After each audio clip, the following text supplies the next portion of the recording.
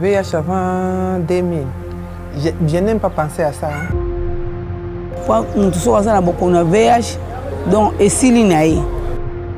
Mais encore aujourd'hui, je suis toujours frappée par le nombre de patients et leur état avancé.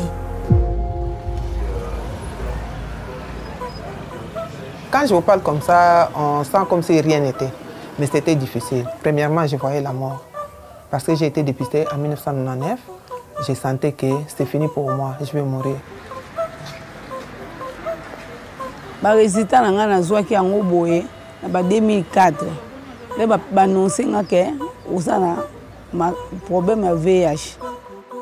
Kasi, nazuaki basovaki ngai eza ba conseiller à MSF. Babinanga maman collé la thé. Kanga motema kisi ezali ya ofele. Okomela kisi oyo, soko meli kisi oyo, nyama wana ako lala pongi.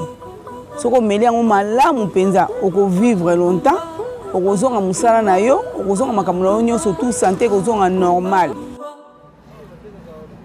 La situation d'aujourd'hui n'est pas comparable à celle de 2002.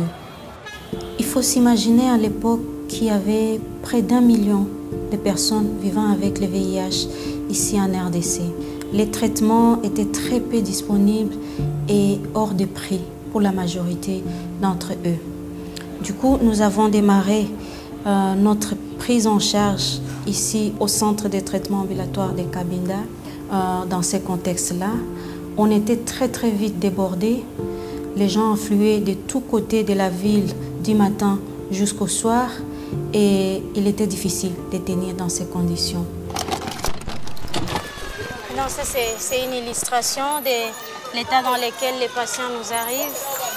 C'est extrêmement impressionnant. C'est un adulte qui pèse à peine 25 kilos et qui a sa première consultation au CHK.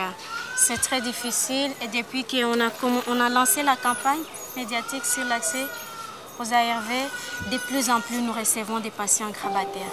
À ce rythme, nous sommes... Je dois avouer qu'en regardant ces images, je suis très émue de me revoir jeune médecin d'il y a 10 ans et la passion avec laquelle je me battais déjà dans cette lutte contre le VIH et de me rendre compte aujourd'hui que le chemin à parcourir reste encore long.